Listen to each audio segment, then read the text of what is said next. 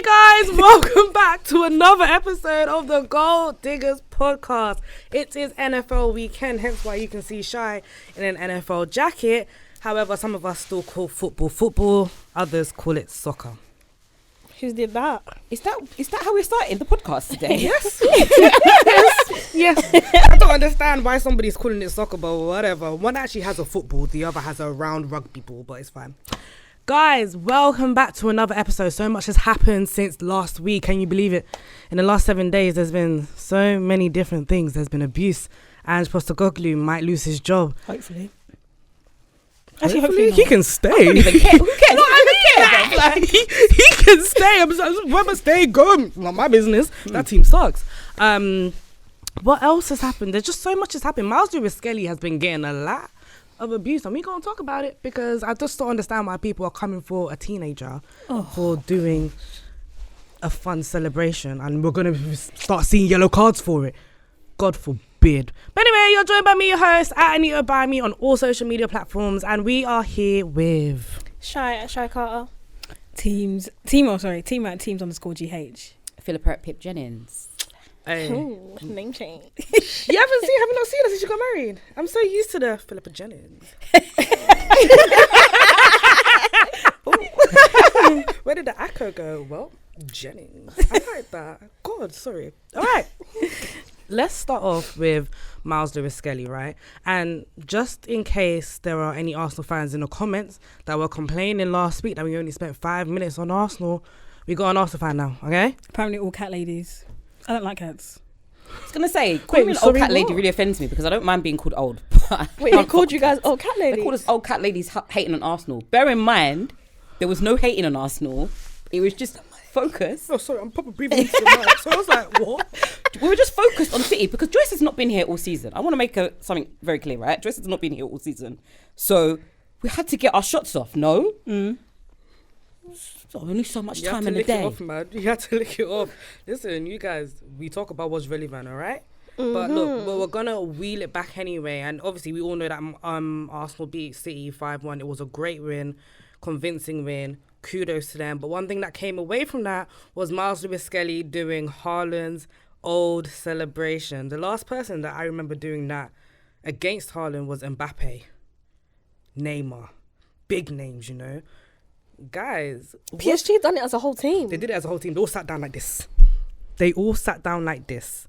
But was it out of pocket for Lewis-Skelly to do that celebration, considering what happened in their last fixture? Can I? Oh, go ahead. Thank go you. ahead. It wasn't outrageous. It's what makes football fun. And I feel like if you're sensitive, then maybe you need to watch Coronation Street instead of football. That's just where it is. I feel like a lot of people, and I don't mean this with any disrespect, but British people are miserable as fuck.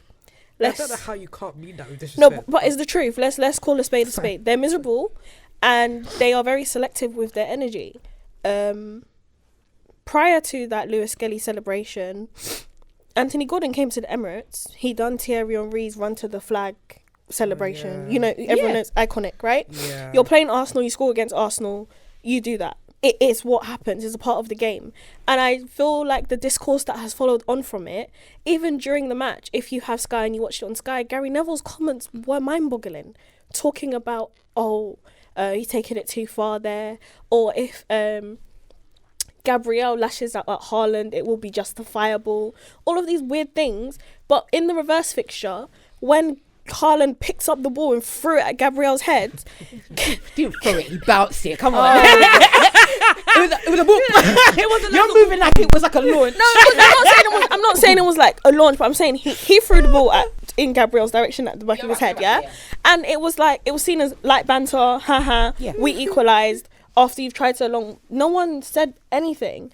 But as soon as it's Myles Lewis-Skelly, all of a sudden it's this discourse. We're talking about yellow cards for celebrations.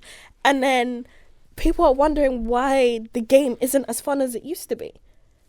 Like, especially coming from someone, excuse my language, but someone that really pissed me off is Gary Neville. Like, you spent your entire career for Manchester United, ultimate trolls when you were winning, ultimate trolls, and all of a sudden it's like it's not acceptable behaviour.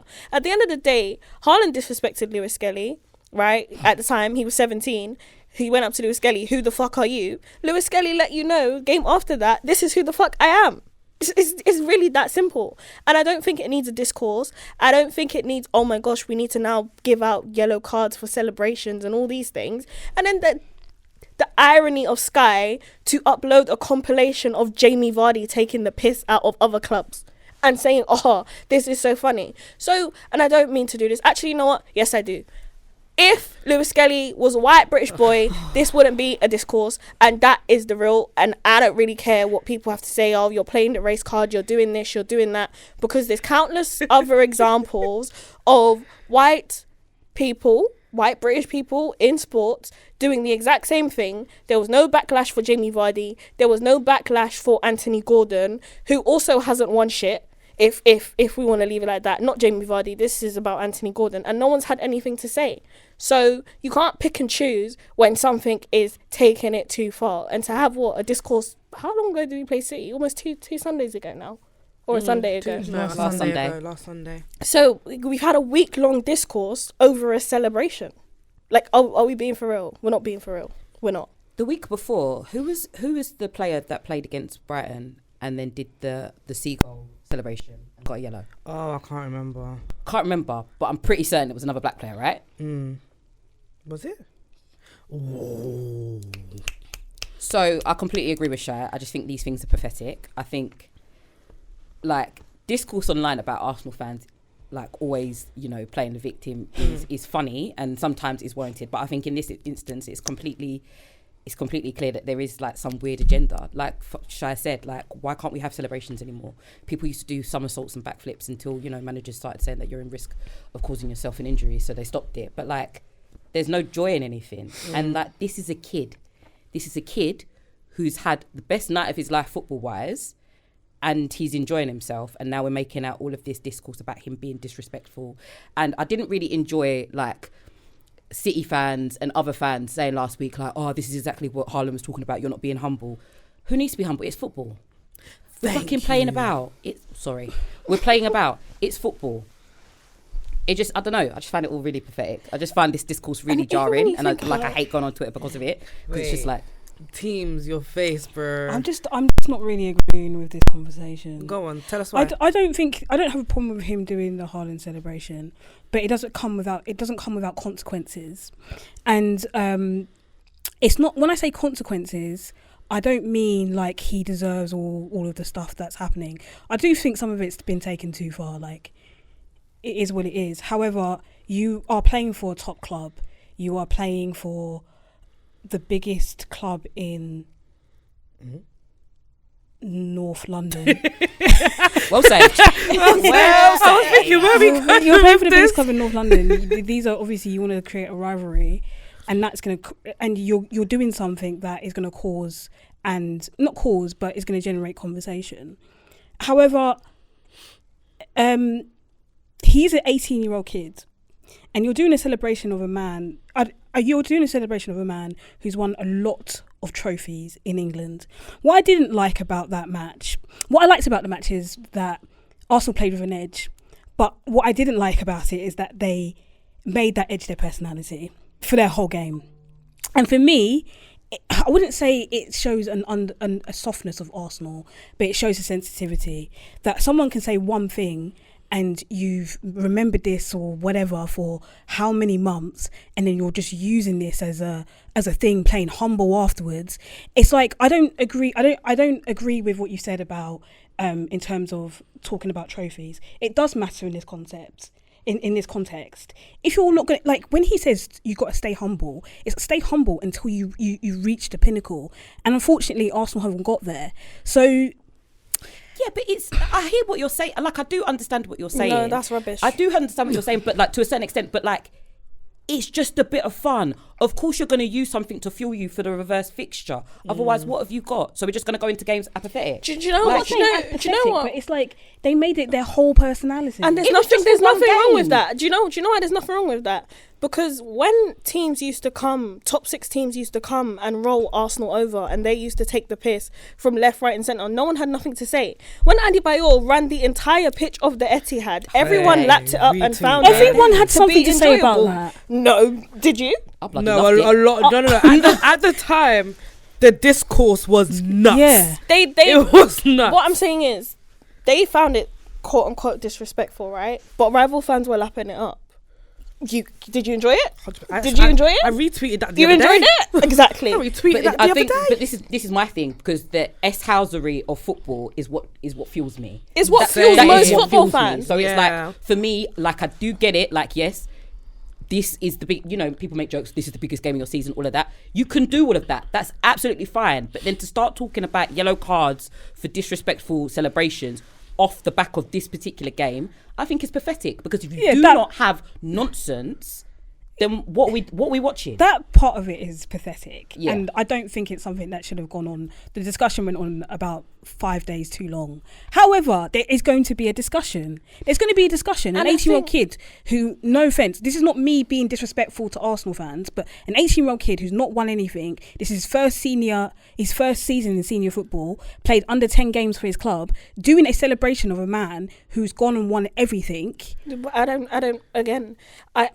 agree with that. I think the arrogance is something that should be celebrated, not condemned, because he hasn't got to Haaland's level. Because then what are we saying essentially? Anyone in the Premier League that beats City, and let's be clear, we absolutely battered them, doesn't have a right to celebrate within that game because City have won so much. I think, to me, that's ridiculous. Football has never been that way. I know that's not what you're saying. I know that's not what you're saying, but I feel like the thing about humility goes into a slippery slope, because the whole thing that we've been talking about for the last 3 seasons maybe is how Arsenal are too nice, right? Yeah. So I'm not saying that they should go all the other way, but a little bit of that arrogance, and this is particularly about Lewis-Skelly as well, because some of the discourse about him I haven't enjoyed watching, where it's like, you do need someone to feel themselves.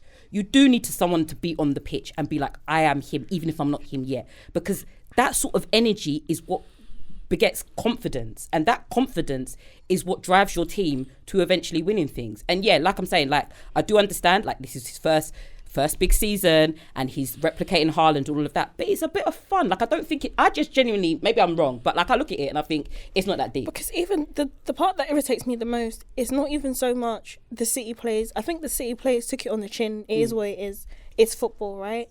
It was just the media discourse around it. Like, even, what's his name? Something Cundy? Jason Cundy. Yeah. When he literally implied that someone should break Lewis-Skelly's foot on the pitch because of the celebration that he done. Like, things like that is crazy to me. Like, the boy is 18. Like, for me, if any of my players had that kind of chest, I'd be gassed. I'm looking at the Chelsea players now and I'm thinking, who's going to run that? No one has the guts to run that in my team, and I need some shithousery, especially if you're beating the champions of England 5-1, when initially, when you went to their gaff, my man's asked saying, who the fuck are you? In real life, let's be serious. Like, in real life, if someone comes to me and says, who the fuck are you? I'm going to get my get back. 100%. No matter what it is, I'm just going to get my get back. And Lewis-Skelly doing this celebration, I understand, like, people are going to talk about it. But that's my point. And I agree with that point. People are going to talk about it. Some people are not going to be happy. Some people are going to be gassed about it. It's going to be up in the air. And I don't think how many trophies you've won can dictate or should dictate how you can celebrate or how you should celebrate. I think that was his first ever senior goal as well. To put that against Haaland, and let's keep it a stack. He kept Haaland quiet alongside the rest of that back line. But he kept them quiet for the majority of the game. That entire back line. He's so vexed. Saliba was questionable, but we're not going to go back into that match. Not even on the game. I also think, if, for example, if we use your own team, there will be a time, whether now in the Conference League when you guys play knockouts or whatever, if someone scores against you, but I'm just saying because you didn't play. Let me land my point. You're gonna see where I'm going. If someone plays against you, in the Conference League and they do the Cole Palmer celebration, that's what they would go for if they were to play Chelsea and score against them. And I don't think there's anything wrong with that. That's your best player. Because even if we look at last year, we played United at home, or 2 seasons ago, and Saka scored. Saka done Marcus Rashford's celebration. Garnacho went and sat like Kudus, like and don't do it. There wasn't this much discourse around it, so I don't see why it's so bad. But you guys are using the celebration in isolation. You see. Throughout that game, Gabriel was saying stuff to Haaland, tried to get him to pick up his boot. It wasn't just... Good. So, but I'm just saying that there is a difference because it wasn't just a celebration. There were other things around that game that was targeted at Haaland in particular. So he deserved it. I think that's debatable. And the reason why I say he deserved it... because when it was us, as I said, when the shoe was on the other foot and people used to say, you can wind Xhaka up, wind him up, you might get him sent off, you might do this, you might do that.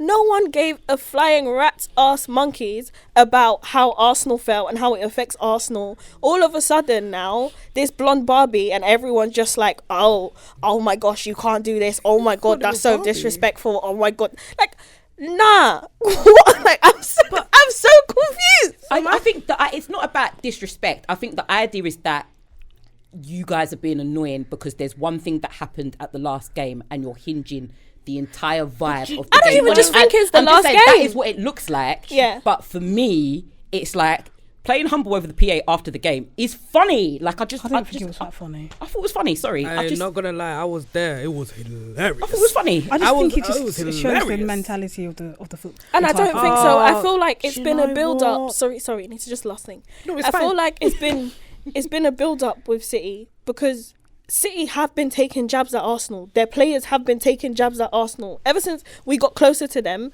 Rodri came the 2-1, took his shirt off. He wound up our home fans. Nothing was said. Then last season, 2 seasons ago, Saliba got injured. We went to Etihad with Rob Holding. They weren't respectful in any manner about the way that they beat us. And all of a sudden now it's Arsenal. You must bow down to this team. You must apply. Fuck them. Fuck Man City. How about that? He's lucky. If I was Lewis-Skelly, I'd put both middle fingers up in his face. Fuck you. That would earn you a yellow card. In fact, maybe even a red. I promise I'm taking notes, babe. Do you know that promise? Okay. I'm crying. Nah, just to round it up, I think everyone puts out great points about whether it should have been done, whether it shouldn't have been done. Point is, it's been done, and they might be looking at yellow cards for that's ridiculous celebrations. That is utter. It is quite funny. It's funny. It's quite funny. It came off the back of the Arsenal game because maybe the Premier League dislike Arsenal as much as I do, but I do think the concept is ridiculous. From an 18-year-old is about to set precedents for the Premier League. I don't think it's serious. I can't. What do we think Foden's going to get a yellow card for his gun celebration? Of course not. I just think this is so pathetic. Because Iwobi can't do his anymore. And I feel like people who talk, just saying, who can't do theirs. Remember Iwobi used to do his gun celebrations. Yeah. He can't do it, but this AK-47 Phil Foden, he's allowed. You know, that these things really irritate me because now I'm starting to think about when Sterling had the gun tattoo, and then it said he's never going to shoot a gun again. People say it's an agenda. That's crazy. They say it's an agenda and it's all innocent, but when you start putting together the isolated situations, things are just not making sense. I feel like all of these rules are being made up by people who don't attend games. That's just how I feel. The thing is, even if it's being set by people who don't play games, my problem is, why is it when it's a black boy that does it, then it's an issue? Why does the black player always have to set the precedents? Listen, the whole discourse that is happening with Miles, I think it's stupid. Mm-hmm. I don't think it should be a conversation. But now that it is a conversation, why is it happening for him? Like you said, Garnacho, he did Kudus' celebration, Foden did a gun celebration. Why is it always the black guy that has to Jamie be Vardy done the out? Seagull celebration. He didn't get booked for it. He didn't get booked for it. And I'm not being funny. I'll be damned if people stop doing celebrations full stop, because you're taking too much away from the game that we loved. Too much has already been taken away from it. That's my point. That's Not, what I'm saying. not like, being funny. My issue is not with Miles. My issue is with Arsenal Football Club. I know it is. and You are the biggest hater. But I Biggest. understand that to a certain extent. But again, I'm just like, let people just enjoy themselves, because I just feel like that's part of, again, I don't know whether it's my privilege of being a match going person. All of that stuff is part of the fun for me. Yeah, That for is sure. what gets the crowd going. Literally. Like, if we're talking Gets the about the people fact going. that like stadiums across the country are dead, someone's actually doing stuff about it, making atmosphere, and it's an issue. Just How does irritates doing me. a celebration create atmosphere? Because all of your fans are going nuts. Are you dumb? When the first time Cole Palmer did this, come on, dog, come on. Everybody went nuts, like, Everyone come went nuts. on. And then you know we it had- gives an atmosphere. And then it Come took on, ages for us to Tima. realise that it was actually Are Morgan so Rogers. wait. You didn't feel nothing when Dropper was doing this with the knee slide. Come on, man. Be serious. Can't confirm or deny everything. Okay, see? But that's the point I'm making. They're just And I think it ties sucking the fun into, out of everything. if you remember, I think last year or 2 years ago, we had a conversation about footballers and how they're very, listen to my English, sorry, pause, how they are not able to truly express themselves, and they sort of have to keep this role model PR thing up. They're not allowed personalities. They're very much robotic. And for me as a fan, I don't want to see that. I'm not saying that I know you personally, but I think through your expression, whether it be in interviews, on the pitch, I want to feel like I know you because I'm supporting you. And I'm supporting you for a long time. And I feel like if all these football players turn into these PR machines, no celebrations, all we get is a knee slide or a fist up, what's the point? What's the point? Can you imagine, even if we take it outside of the Premier League, can you imagine a World Cup tournament where there's no dancing from different countries? It's just fist up, knee slides, and that's all you're allowed to do. It takes the culture, everything, it just sucking the life out of the game. I don't want to see that. I think football and culture, they are two of one, you know? And if we take away the culture, you won't see me watching football anymore. That's just me. That's it. That's just me. I'll go to American sports and I'll start calling football soccer. But all right, I will start. What you think? If I can't see my players, being themselves, having some personality, what am I watching the game for? Sorry, back in my day, yeah, it used to be fun. If you think anyone's gonna care if Wayne Rooney did the fucking, no one's gonna give a shit. If Drogba did the, no one's gonna give a shit. My last point. So, Back in my day, my last point was I was thinking about other players who've done celebrations like of other people. The best one I remember was is it Atletico Madrid? Did they play Juventus? And didn't they score like really late on? And then Simeone Ronaldo. grabbed his Oh, the Ronaldo Cahoons. one. Yeah. Yeah. and then Ronaldo in the next game. Yeah. He done the same thing. Came and did it. And I was like, you know what, Fez. Ban for you ban. see that? Says. We could go back. Are you dumb? Oh, nah. That's why, yeah. Miles Lewis-Skelly. I'm not an Arsenal fan. I was just there because I wanted to watch a spectacle. When he did the celebration, I said, yeah. Say nothing. Like, I stood up. I said, Chelsea fans are gonna cook me in the I comments. kind of it's want for you. Yeah, it's fine. It's fine. I kind of want It's him fine. to do his own celebration and then Haaland do it back. So then there's just like But then ongoing thing. That's it. That's fun, innit? That's fun. That's what begins a great rivalry. Doing nonsense. This is what we're all used to in like the early 2000s. So. And let's keep it a stack here. No one was saying nothing when Haaland scored, and then he pointed to the Champions of England badge. No one was saying nothing. I was clapping. All right, cool. So let's move it on. Okay, let's move it on. Right, our managers this season. Plural for you. As apologies. You got Lopetegui and Potter. We're gonna talk about Potter in a second. Do you know I booed that man? Graham Stephen. I was right behind and I booed him and made sure he heard me. But anyway, our managers this season have taken a lot of stick from each and every one of us on this couch. Rightly so. Not enough. Okay. That Potter's part. still new, but I was gonna say, Lopetegui. the other one don't go here no more. So yeah. we'll include Lopetegui, Sure. right? So let's have a little discussion and let's assess where our managers stand with us at the moment.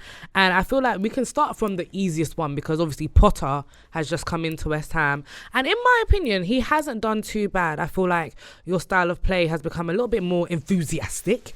You know, I see him on style of play. There is a style of play. I see him on the touchline actually like talking to his players, like making sure his players are all G'd up, you know? Tell us a little bit about Graham Potter and how you've been finding him this season compared to Lopetegui. I think I said it last week, but if I didn't, I'll repeat it. Who cares? But like, for me, it's a culture thing, right? Lopetegui did not have the dressing room. I don't think he understood the club. I don't think he got what he was walking into, where you have a very, let's say, challenging management, like right at the top. And obviously he was backed in the summer and things didn't work. It's good to have someone like Potter in that can get it. Do you know what I mean? West Ham is a heritage club, a very close-knit, traditional community club. Do you know what I mean? And I think he understands. He goes to, you know, under 18 games and PL2 games, and he's in with the youth. He's given a lot of, don't say anything, he's given a lot of players like some their first starts or like their first Premier League debuts and stuff like that. So this season was always going to be a write-off. I said that at the beginning of the season, I said that at the end of last season, and I've said it as our results have been terrible. Yeah, we have a pattern of play now. The players actually look like they know each other and they like each other again. We're just seeing it. The season's been over, so Vibes. You know, as long as you stay up.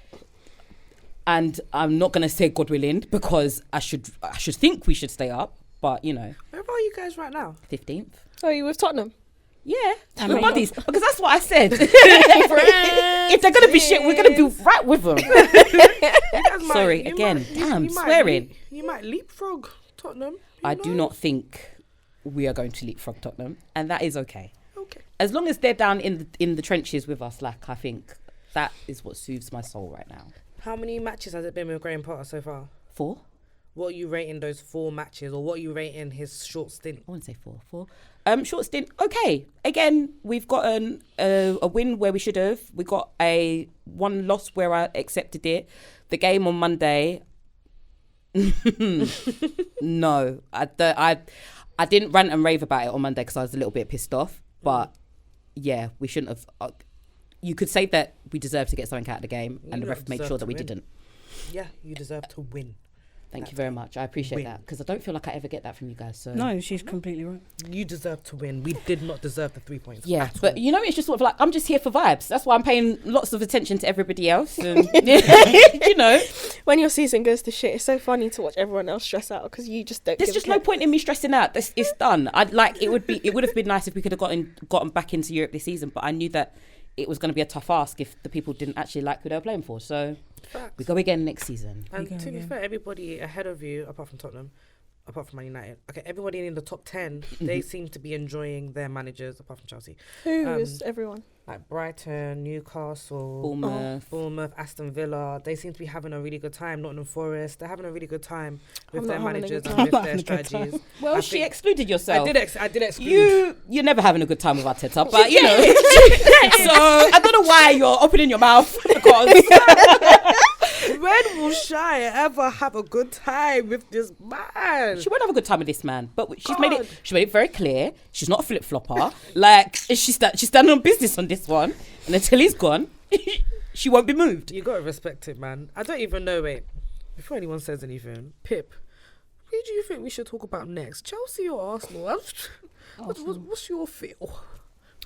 I would like to get into Arsenal. Yes, because I think this is going to be nice and chunky. Yes. And then we get into, because I've got things to say about Chelsea as well. You can't jab a boxer that's already down. I'm not jabbing you, I'm just joining in. Oh, okay. Maresca, por favor! But anyway, Shy, let's talk. Hey. I don't give a fuck. Montoya, por favor. Por favor, Montoya. Por favor. That should be the title. Maresca, because Maresca, por favor. It won't pass the SEO test. No, not Montoya. not Montoya, the like. Maresca Potter. Actually, we'll get into it. But Shy, okay, let's talk a little bit about Arteta. You've always maintained a stance that Arteta's not the manager to take you guys to the next level. You've been knocked out of the Carabao Cup semi-final by Newcastle, which, in my opinion, after you went 2-0 down, I thought coming back to St James's Park was always going to be a myth. Are you knocked out of the FA Cup? Yes. Knocked out of the FA Cup. Your only chances of winning silverware it's not happening. The Premier League or the Champions League. And neither of those are happening. Okay. Say what's on your mind, and let me not even bother asking you questions. Just say what's on your mind. Ask a question. I'm listening. So this season with Arteta, we've all said it should be trophy or bust with this man. Mm-hmm. Where do you stand, and how have you rated his season so far? And there's no point. Here comes the monologue. He's not winning anything, so it's bust. Let's just get it out there. I think it's really embarrassing that he allowed someone to come in from the Dutch league and win the Premier League before him. It's not won yet. Well, who's going to take it from them? Not in Forest. Could be you. Anyways, Martinelli's gone. Bukayo Saka's gone. We have I don't even want to get into that, but I think so far the season is just the same as last season. Like, we're not going to be out of the top 4 because we're not bad. But we're not going to win the Premier League because we're not that good. And that all starts with Arteta. And I think if you look at the Newcastle game, that embodies everything that Arteta is as a manager, a coward. And I think when you look at it, right? So you go to St James's Park, you're 2-0 down. It's a bit loud, the Geordies are a bit rowdy. 1 minute into the game, you're making a mistake. That embodies everything that Arteta is. He's not brave. He doesn't make brave decisions. He is very stubborn in his ways, and when it's time to show or to prove to me, I wouldn't even say Arsenal fans, that maybe my conceptions of him are wrong, he can never do it. Like, he never ever does it. Every season, right, since Arsenal have won the FA Cup in 2020, we have been knocked out of 13 cup competitions since then without making a final. That is shambolic. I don't care if you're challenging for a league title or not. Given how good this Arsenal squad currently is, right, you should at least have made 2 finals between that time. So even if you don't win the league, you have a chance to win the FA Cup, you have a chance to win a Carabao Cup. And granted, it won't be the same as winning a Premier League, but that day out in Wembley, that weekend for Arsenal fans, if we were to go to Wembley and win, it would be something that we remember.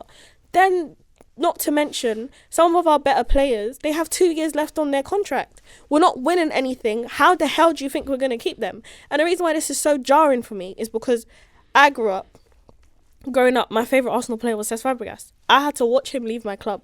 Not only did I have to watch him leave my club, I had to watch him come back and join Chelsea.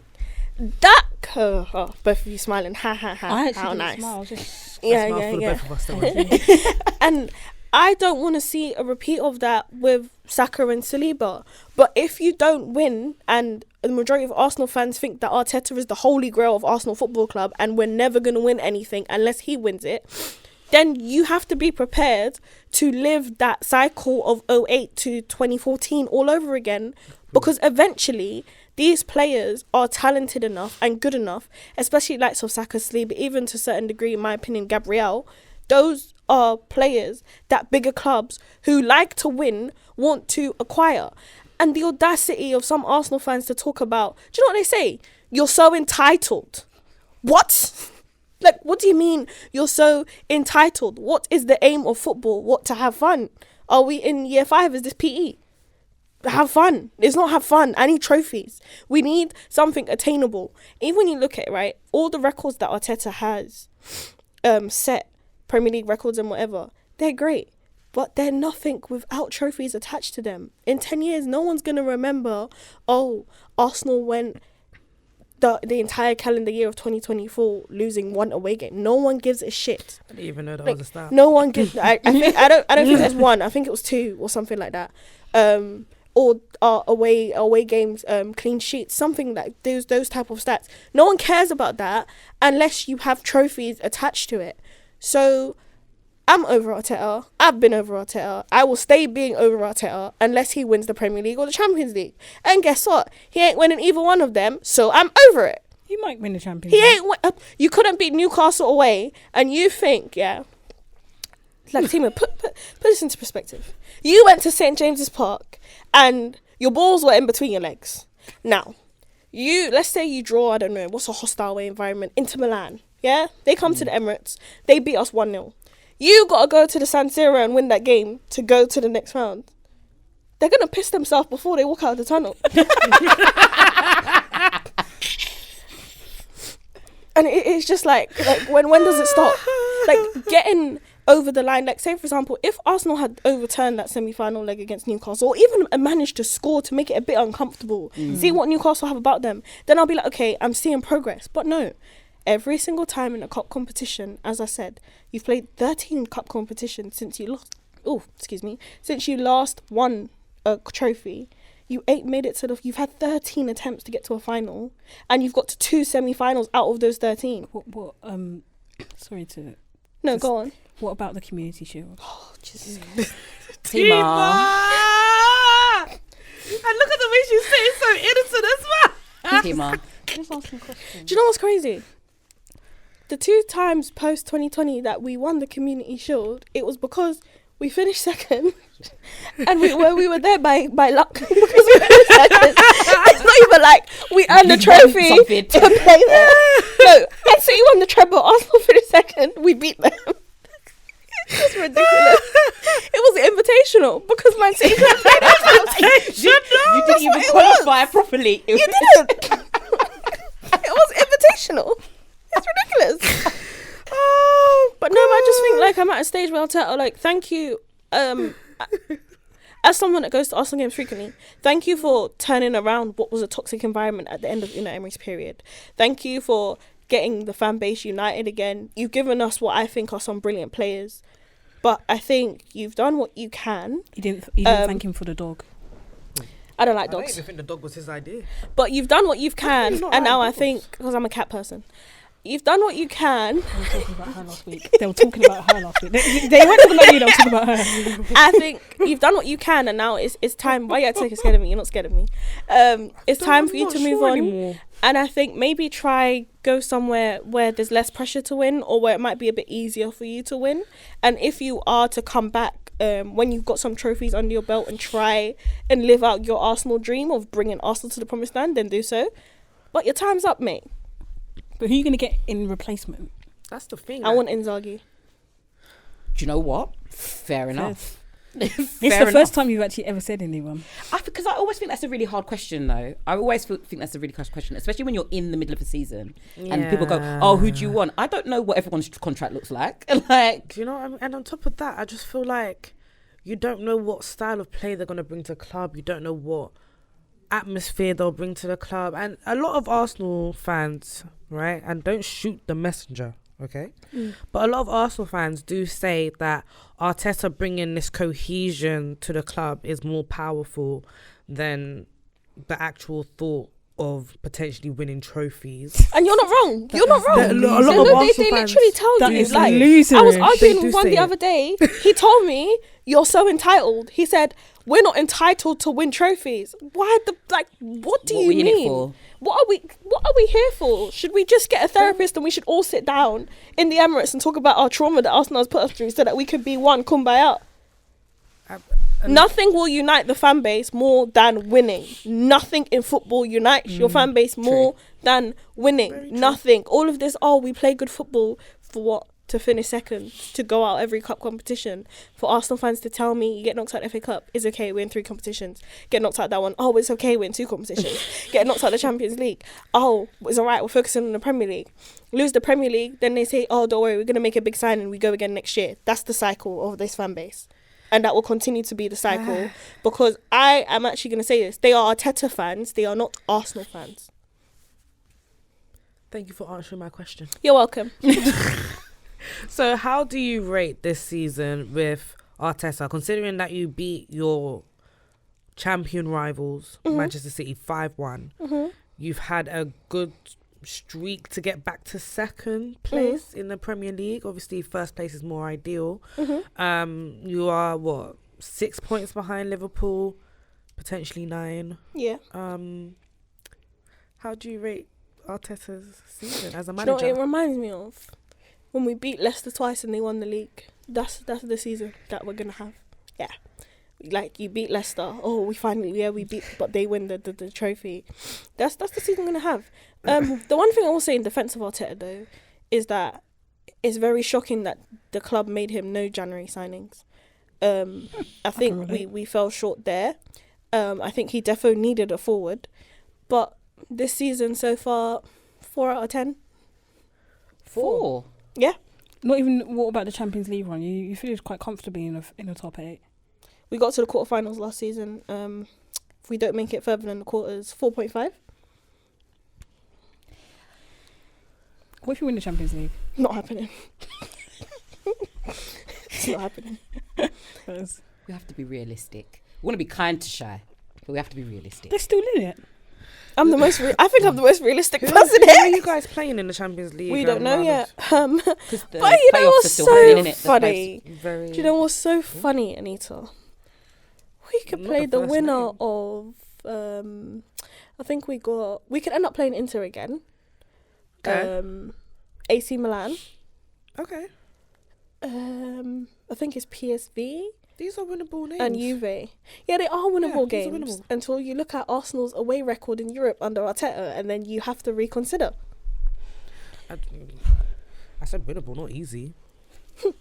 Look, I just feel like you go into that and you believe that you can win, because at the end of the day, actually no, because your squad is thinning out.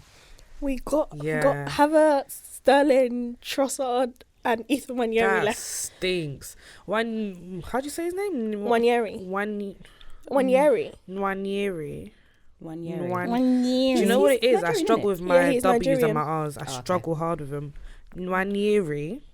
He's Just call him Ethan. Ethan. That's what I did on my post. You know, I just called him Ethan. He's actually a really good player. Yeah.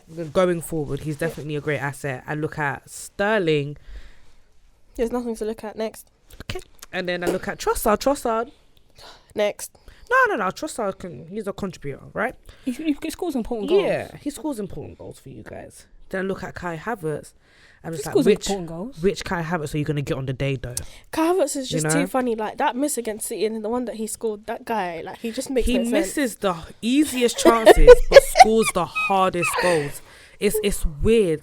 Like, your XG wasn't even that high for you guys to have 5 goals. Like, it's mind-boggling. He's to me. just crazy, man.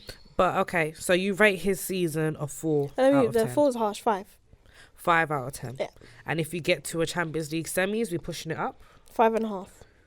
to get to a champs semis. Yeah. When's the last time you saw your team in a Champions League semi-final? Wenger, actually. Yeah. Eons Tough crowd. ago. Tough Eons crowd. ago. She I said thought- not this decade. Yeah, but I made my stance clear at the beginning of the season. I need a trophy. If I don't get a trophy, there's nothing to praise about your season. You've been doing the same thing for the past 3 years. Teams, let's go to you. What do you rate Arteta's season so far? I kind of have to agree with Shai. I think I sat here a couple of months ago and I said, if he doesn't win a trophy, like, should he still be employed by the club? I think the Carabao Cup was very, very disappointing. That performance was terrible, and even for me, like, as someone who really dislikes Arsenal, I thought it made me uncomfortable to watch. Saliba struggling, nothing up front, there's nothing. And I understand that there's injuries, but there are still players on that pitch that should have been delivering. I think I can't believe that he went out against Manchester United in the FA Cup. I can't believe, honestly, it's shocking. And I think penalties is it's just it one shouldn't of have even those got things. there. It should shouldn't not have have got even there. got to penalties. This is the worst Manchester United team that we've seen in a generation, and that is really saying something, because we've seen some absolutely shocking teams. I'd be surprised if they end up back at Wembley, you know, the way this FA Cup is going. It's I don't know, man. I think that, and I think even the league form as well. I think Arsenal have dropped some silly points. And if someone said at the start of the season that City would not be in the top 4 come January, we would always be sitting here thinking, maybe not Anita, that Arsenal would be the team that is running away with the league.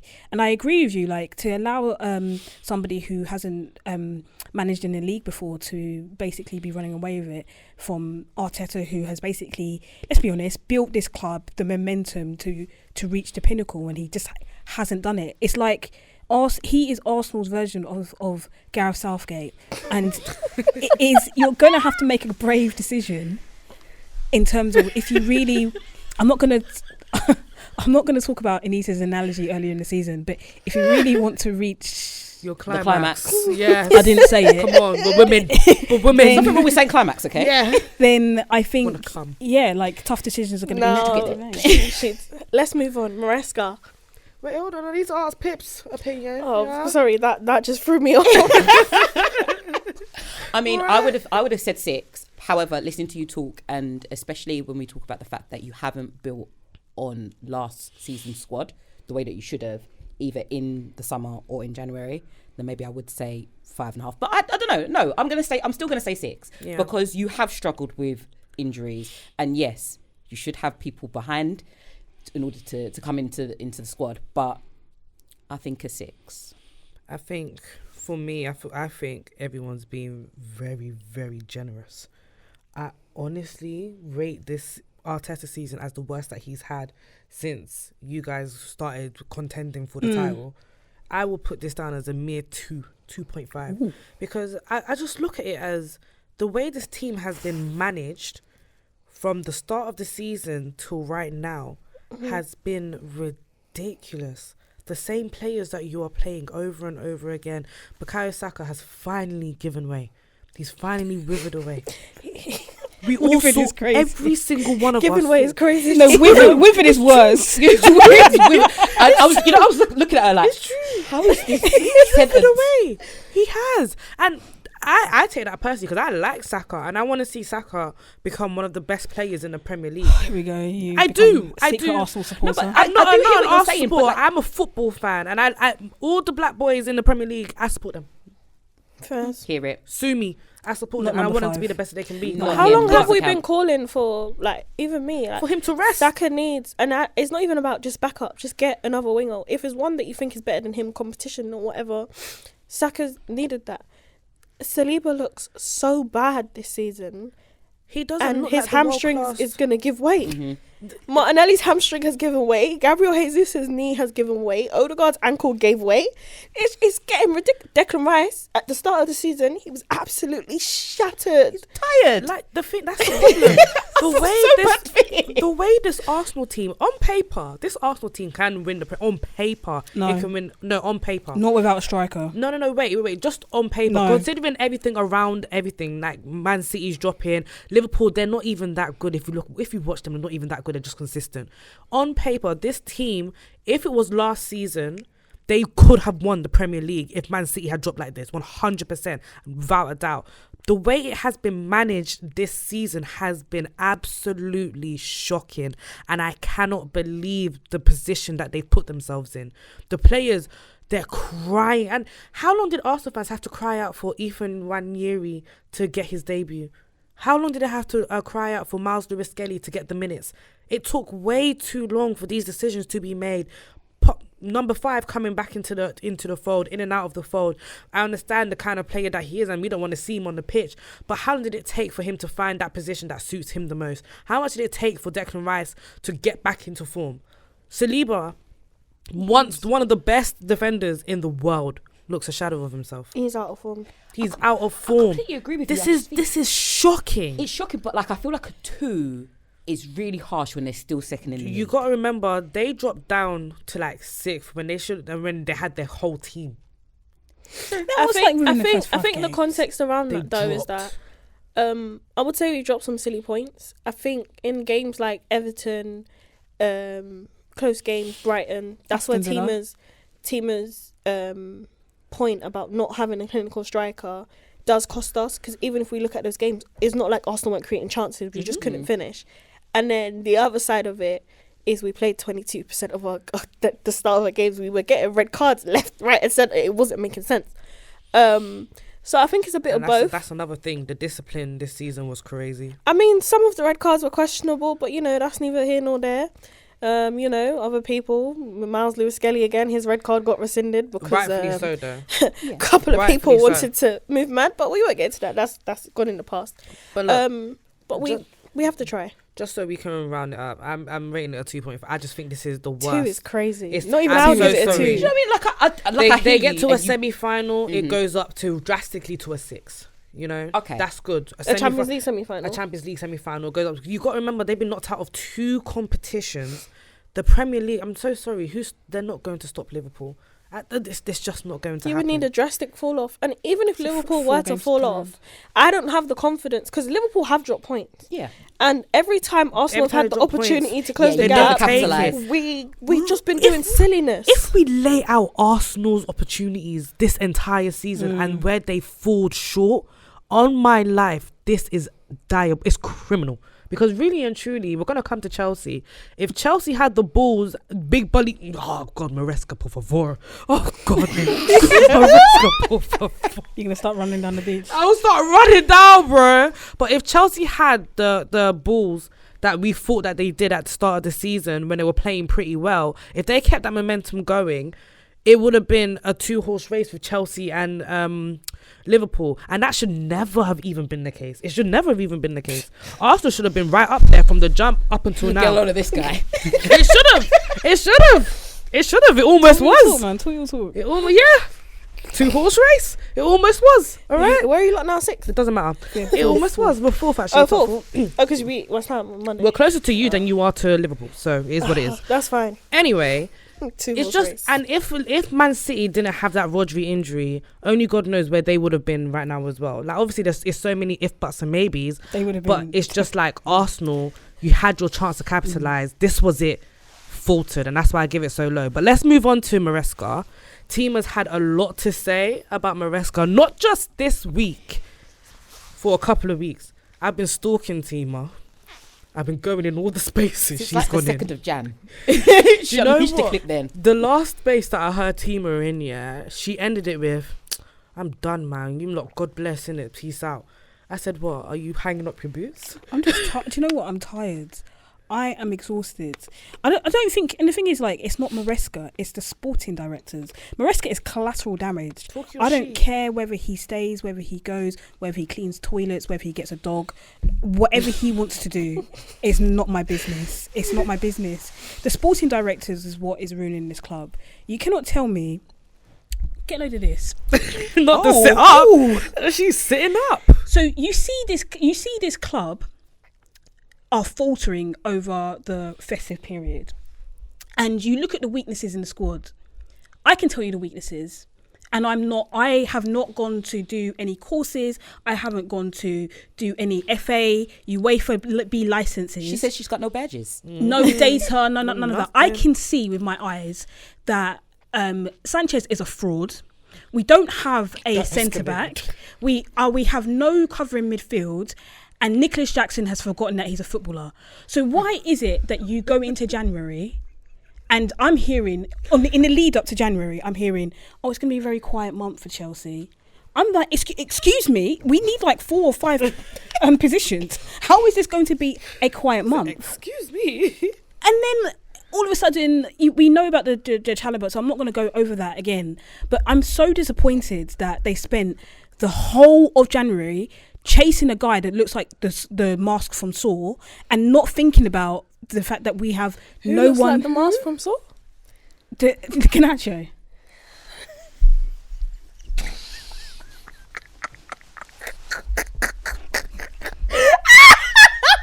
Am I wrong?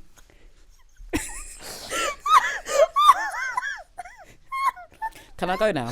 I'm gonna piss myself. I'm really tired. I'm just really, really tired. He does look like that. I knew that's where she was going. I just knew it. I'm so tired. I could have said something. I could have said something. I didn't want out of pocket. Pardon? I could have called him something a lot more out of pocket, but I settled with the Saw guy. That's I the don't know. settlement. I don't want to know what you're gonna call him, boy. I'm just really tired. And then, so you go through the whole January window, and then on the last day, you look at the kindergarten, and you think, oh, that 19-year-old midfielder, he will do. But instead of him actually coming to play for the club. Do you know what Chelsea? Strasbourg. No. He is at Chelsea, but not with the idea of him staying at Chelsea. With the idea that acclimatise to London, and then what's going to happen in July? You're going to Strasbourg, and you're going to play for them next season. Whilst we have a midfielder in Strasbourg who apparently next season is going to play for Chelsea, but they refuse to recall him back. Tell me, this is driving me insane. This club are run by absolute clowns. It's like they've gone to a nursery, picked out a 2 and 3 year old, and thought, okay, pick anybody to play for this football club. Then you have a manager who doesn't have one follicle of hair on top of his head. So instead of thinking, okay, I've got injuries now, so I need to really adapt to the way that I play, you are obsessed with your in-backs, your fullbacks inverting, which means that there is no build-up play. Everything is through the middle. God. There is no one overlapping. God. It's not working for the midfield. It's not working for the defence, and it's not working for the strike force. So all the attackers. So what we doing here, man? I didn't watch yesterday's game because you know what? I said to myself, I deserve bottomless brunch. I don't deserve to be put through another 90 minutes of watching these fullbacks inverting and the attack do absolutely nothing. On Monday, it was a scam. We scammed 3 points. Yes, you fucking absolutely scammed 3 points. This is the bit where you said you got some words. This is absolutely scammed 3 points. Scammed, and it annoyed me because obviously it's Potter coming back to Chelsea. Yeah, fuck that guy. No. Sorry. Stop swearing because I'm in the middle of talking, so I can't take the swearing out of yours. Stop. I knew it was going to be I just knew it was going to be stupidness. I just knew.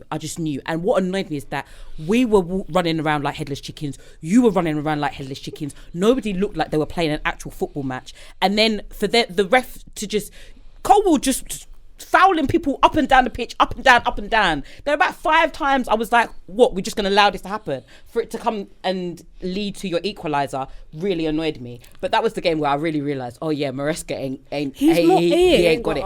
And that's why I asked you guys before, I think a couple of games ago, I was like, is he the sort of person to just bring on people at a specific time every single match? And I saw it, I was like, ooh, okay. No, but I would say the only thing I would say about the West Ham game, and the only thing that saved him from me really talking about him, is the fact that he actually made substitutions early, and then he realised inverting wasn't working. So Cucurella started to play like a proper fullback, and then we were starting to create chances. But the thing is, I can't go too hard on him because I can't have him leaving and then those sporting directors going to pick a replacement. They've all got to pack their bags, book a flight and leave my football club. Not one of them can stay. They can't stay. I can't sack Maresca and having these clowns pick another one. I'm still stuck on so the midfielder is... So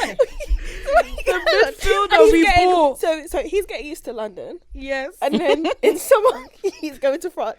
And the one going to France is coming back here. Where he was originally in France. Yeah. Okay, and then the one that's already there is coming to Chelsea. Yes. So they could have just recalled him. Like, it just didn't make sense. And I'm out here. Me, when I read the news, a slur left my mouth. Because I was reading the article. And I was just how much did you pay for the 19-year-old? Like 12 million. Who's your sporting director? Okay, so their names are Egbali, no? No. Egbali. He's listen. You're a fraud too. But I can't get rid of you for 7 years. So I can't. I have to maintain. I have to build momentum. But I can't do it now because it's 7 years until I can. I'm trying to get you out of the club with your Clearlake nonsense. So Winstanley and Lawrence Stewart, Paul Winstanley and Lawrence Stewart. They need to leave my football club. Are they American?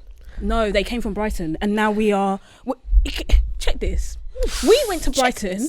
We got their scout, their headers, so both of them were scouts. Not directors of football, scouts. We took their scouts, we took their third choice goalkeeper, we took their midfielder, we wanted to become Brighton, and now we can't even beat them. 1 point something billion later, we can't even beat them. Do you know what's so crazy though? Like, what went wrong though? Because Brighton scout, they're probably one of the best scouting teams in the Premier League. But when you mix like a scout with owners that clearly want to have their own say in everything that goes on, that they have no clue about the actual sport that we love and we've known since we were born, it's going to be a disaster. I also saw somewhere that Todd Bowley be reselling your tickets at crazy prices. Yeah. Let him. I don't American care. events. Let Do you know him. what? I read that. Do you know in and Stamford that's Bridge, crazy. you can't even move your feet. Like, if you're tall, you can't move your feet from left to right sitting in Fam. those seats. I don't know what people are paying for. Bruv, I anyway. was in posh seats against West Ham, and I still couldn't move my legs. Yeah, They were no padded, way. but I'm just like, I don't like to talk too much about other people's stadiums because oh, mine is a mess. fam. But I will Yours, I say, need magnifying glass. I mean, no, I feel bad for you lot because I can see the pitch where I sit, but you man up there, it's not as bad as St James's Park, but I do feel for away fans. But yeah, on the scouting thing, I think I've said this all the time. It's not just the scouts. Brighton have a system. Brighton have a formula. Brighton have what do you say, like computers. You know what I mean? Like it's all that as well as. But that's what Chelsea wanted to bring in, as well as the incorporate. scouts, but they don't own the patents to that IP. My- And also, the fact of the matter is, like you said, your owners have a vision. They wanted It's a wrong. team under 27. There's only so much that people can do. That's the problem, though. It's the It's wrong, a bunch of kids who. It's the wrong vision, Yeah. and for me, like this football club, the people who run this football club are not interested in winning. They're interested in being right. So they're not interested in just winning trophies. They want to win trophies their way, and their way is not going to win trophies. It's not going to win trophies. I will maintain we were closer to winning the league under Roman Abramovich than we are now. Unfortunately, Roman got kicked out of the UK. And you know, that actually sounds pretty scary considering in football terms, like 4 years ago isn't that much time to have fallen this far down from glory. 4 years ago, Chelsea won the Champions League. Come today, Was it 4? it was 4. Yes, 2021. Come today, I don't know if Chelsea will win the Conference League. That's frightening in 4 years. No, Can I ask a question? Go on. How many managers do you think you would have had after Roman sacked Tuchel till now? Honestly, I don't think Roman would have. I'm not sure whether Roman would have sacked Tuchel as quickly as them not did. And I honestly believe that the way we protested for Thomas Tuchel, Roman wouldn't have sacked him. That's my honest belief. I think he would have tried to build a dynasty. How bad He do would you have guys tried miss to him? build. Me every day. I'm sorry, I'm still stuck on you saying that you don't think you're going to win the Conference No, League. that's where I'm at I don't right think. now. No. That's She's where right, I'm at. and that's a sad indictment of our football club. No, honestly, like Pip, if I'm being so real with you, I cannot put a £10 note down on my club winning that Conference League, and that's because we are too unpredictable. We have great players. I think Cole Palmer's a great player. I think Caicedo is a great player. Lavia, when he's fit, is a great player. Enzo, when he's doing his thing, when he's not married, he's a great player. No, we do. Our liabilities are Sanchez, Jackson. Like, he started the season so bloody well. Don't even sit your ass back down, because if you want to tussle, we can tussle. To look me in the eye when Yeah. she says about Nicola Jackson, he started so well, and then the drop off has been something to be recorded, because we need to understand what happened I can with tell you that what drop happened. off. I don't think Palmer's been playing well this No. season. That's the thing. I And agree. do you know what? Okay, Chelsea fans might slew me for this, right? Palmer is the best attacker we have. I don't think Maresca is playing him to the best of his ability. I agree. I personally preferred when Cole was on the right, and every time he shifts in from the right this season, he looks a lot better.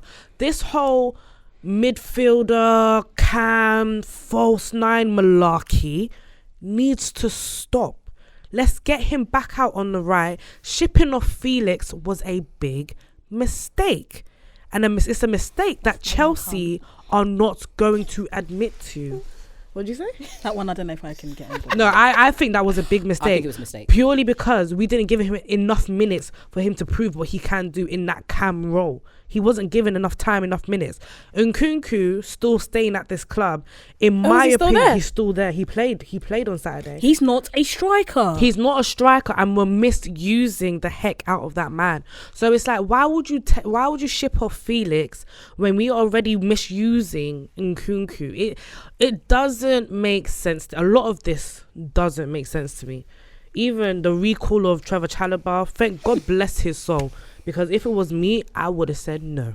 You needed the number would have been blocked. I would have said no. You can't say no. You can. You can. Can you? Yeah. There wasn't an what's it called? There wasn't an official recall. Obligation to bring that that he must come back. He said yes. I'm surprised the number wasn't blocked. You would have said no to Chelsea. Yeah. I thought you meant as in you didn't want him back. No. I would have said no to Chelsea. Was he playing? Where was he? Palace. Yeah. Was he playing? Yeah. He was playing at Palace. Every single game. But that's why I feel like there must have been something in it where he couldn't really say no.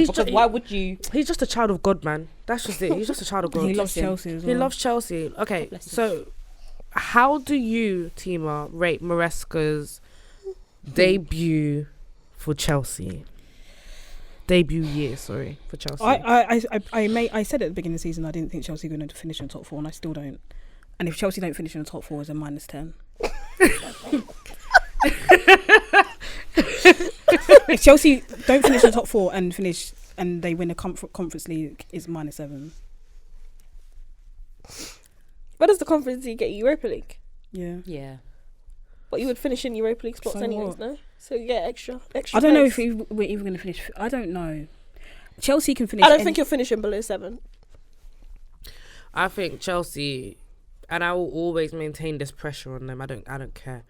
They must finish top 4, and they will finish top 4. And I will put that. People need to stop taking their foot off these players' necks.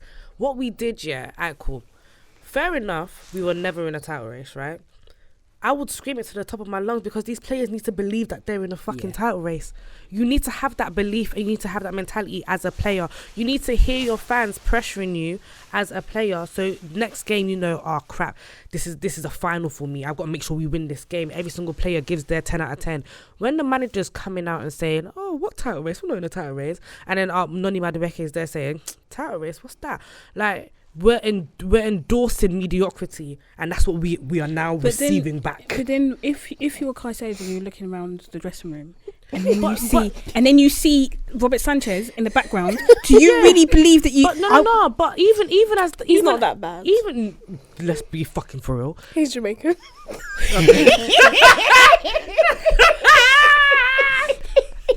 Some support for your Jamaican brother. Crying.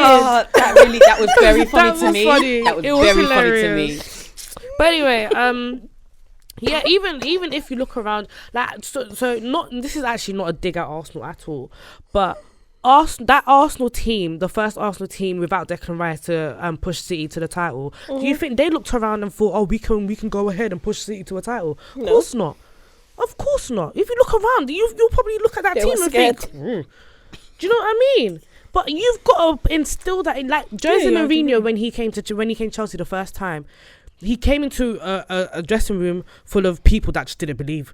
And he told them, you're the best player in the fucking world. He told Frank Lampard, you're the best player in the world. Told John Terry, Carvalho, you are the best players in the world. You know what I mean? That's the type of mentality you got to put in your players. For them, especially young players. For them to work hard. For them to work hard for you and the fans.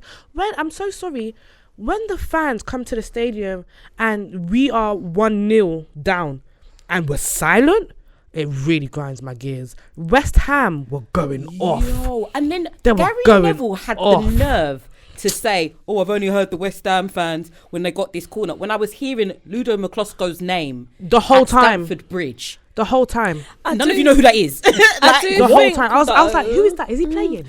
I do think when it comes to going to games, especially in the cold, if your players are playing like crap, like it's very hard to give them the motivation that they need at times. I think in bigger games, no matter what, you ride for your team. But no disrespect. I understand. When you're playing West Ham and like your team's playing like crap and it was a Monday, you're just there like, Like, No, whatever. but- Like, Do you got to give them something to cheer Do you for. know why I don't hear it? Because every single London derby is a derby.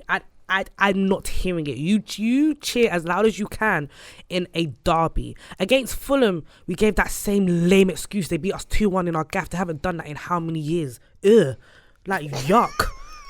As fans, we've got to do our own due diligence Did you and sing? get behind the player. Yeah, I did. No, but I mean, I to be did. fair, with the West And there was a guy next to me saying, Graham Potter, you prick! Like, right next to him in his ear. Yeah, yeah. To be fair, Sang. like with a West Ham like Chelsea game, I do expect you lot to be loud because there are chants that we sing that you then sing response chants. There you to. go. So it's like for other games, I don't really hear it, but for this game, But the thing Do is, you know you've they got sang, to, is this the library? Every time a team comes to our gaff and sings that, I die a little bit it's inside. because What do the you mean, is fans this the are not library? connected to this club anymore.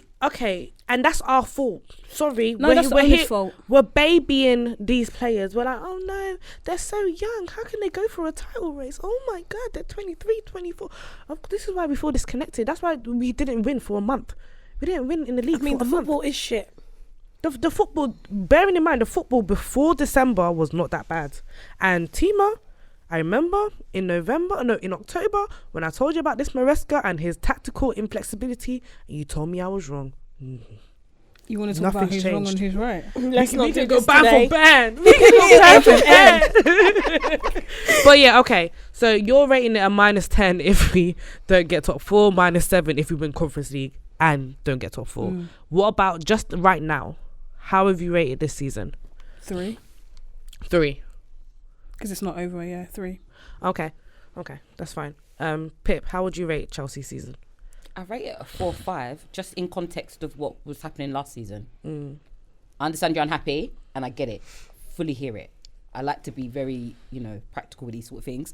But think about how you felt under Pochettino. Think about how you felt under Potter. This is still an upwards trajectory, not as quick as you want it to be. I hear that, but it is. So, but I understand that you were able to leapfrog into first and you missed that. So Do you know what? That's why it's nice to get rival fans' opinions, because it's so true. I forgot how I felt under Pochettino and Potter.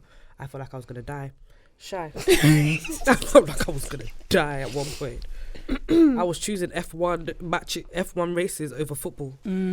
I was choosing F1 races. Chelsea would be playing Arsenal. I'd be like, oh, F1's on. Don't blame me, to be fair. I wanted to die. Go on. What? How would Maresca you rate season. Maresca season so far? I think he's at a 6. You're too generous. I think, like, right now, you're in the top 4. You went out of a cup competition. I think Brighton are a good team. I don't think there's... Yes, Chelsea should beat Brighton, but I don't think there's any shame in going out to Brighton. It's not like you went out to Shrewsbury. They lost 7-0 to... You didn't go out to Nottingham Forest. Shrewsbury? Was Shrewsbury? Is that who knocked Liverpool out today? no, Plymouth. Oh, Plymouth are out, even worse. So, They're in the final. Actually so- not. Not worse. let me just run my agenda.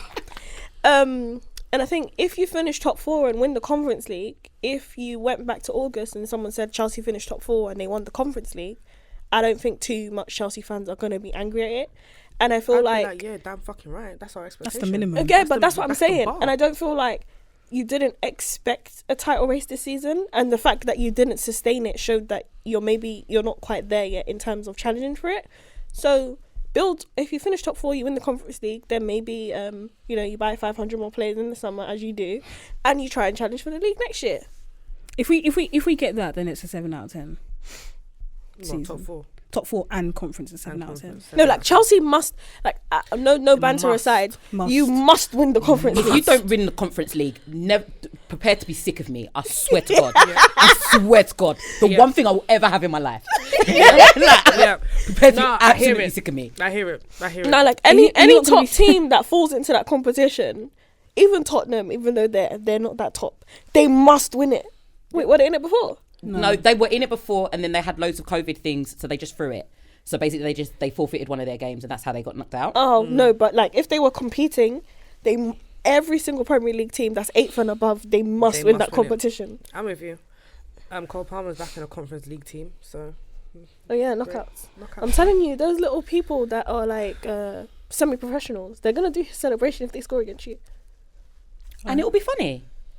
I will laugh the way I laugh at everybody doing Yeah, as a rival, you'll laugh, but for me, I'll probably break my TV. All right, cool. Because we got to wrap it up. I'm going to give Maresca's season a 5. I'm going to go Dutch. I'm going to go middle and just give it a 5. There's so much more for him to learn. If we have a repeat of December to January at any point in this season, I'm going to You're not gonna do that. Oh, do you know what? We can't even say that on YouTube, innit? Sorry, Brie. Bleep that out. Bleep that out. Okay. Thank you. Thank you. But yeah, I'm gonna give Maresca's season 5 out of 10. Gonna go bang in the middle. Gonna go Dutch. Let's see where we get to. All right. Final order of business for the last couple of minutes we've got. Transfer window was not what we expected. Did it any of to us sign be. anyone? A 19-year-old kid. We recalled James Ward-Prowse back. That's sightseeing in London. Yay. Where did you loan him to? Nottingham Forest, and he didn't play because they're balling. So Yeah. he's come back. They don't need him. They don't need him. I saw Danny Ings come on at West Ham. I was like, raw. Bloody hell. Nothing Like, happened in raw. the transfer window. I'm happy the fact that Rashford has left United. Yay. Yes. I Yes, hope that's- Rashford does well at Villa. And I saw like there was like a little kid in the crowd with his book and putting his hand out waiting for him to come out. I just feel like he needs a new environment. Yeah. I don't think he's a bad player, and I hope he can find his feet. Because it's almost time for us to get behind Tuchel and the boys once again and eat us. So, you know, we need our players to be playing well. Thing about Marcus, I said last week, I don't think Birmingham is far enough away from Manchester. I think he needed to go far. I was angling for him to go to Italy, so I wanted to get to away. see him at AC Milan, man. Barcelona wanted him as I well. wanted to see him at AC Milan. Ain't that where Felix went? Mm. He scored, didn't he? Yeah, in his debut. Damn. He scored in his debut when he came back for us as well. So Yeah, let's give it a couple. let's give it a couple of games. But okay, how did you see our transfer window, team? I already said what I needed to say. Not first. Okay, if there's one wish that you all had for the summer transfer window, what would that be as it stands right now? Something that we missed out on in January. Pip? I would like my club to sign a striker and the striker actually be a striker and actually be good. Yeah, Where's Fulcrook? Is he injured? Evan Ferguson, Ferguson we'll see. Where's Fulcrook? Injured. Oh. Has that guy even... He came on, he scored a couple of goals, but like he came again, it's a curse we have about. It's like Harry Potter and the Defense Against Dark Arts role. Like nobody can stay there for long. Everybody gets crocked or whatever. Fulcrook's had a lovely illustrious career without being injured, comes and plays for us for about 3 weeks and has got some strange knee/ankle thing. I don't know. Yeah, I just want a striker. Teams? I want our sporting directors to leave my football club. Player. Okay. I need us to sign a striker, a good one. Okay. Shy? I want Isaac. Don't we all? That'd be all. This. That's why Newcastle. Where are Newcastle on the table? Maybe like 7. Yeah, they need to they're finish. fighting They with need to. Chelsea. They need to finish out the top 4, and Isaac is on the market in summer. I would like a goalkeeper, a centre back, a striker, a midfielder, a winger, left winger, right winger. And a partridge in a pear tree. Do you know what? That's It's so 7 funny. things. After spending 1 billion, these are still the things that we require. But priority, the goalkeeper and the striker need to be replaced. But okay, guys, make sure you're following us on all social media platforms at GoalDiggersUK _ on Instagram, at GoalDiggersUK on every single platform, including LinkedIn. Right? Yeah. Yeah, they can follow us on LinkedIn. Yeah, follow us on LinkedIn, guys. Show us some love on the professional websites as well. Make sure you're following all of us individually, and make sure you are back next week where we will see you guys again. Bye.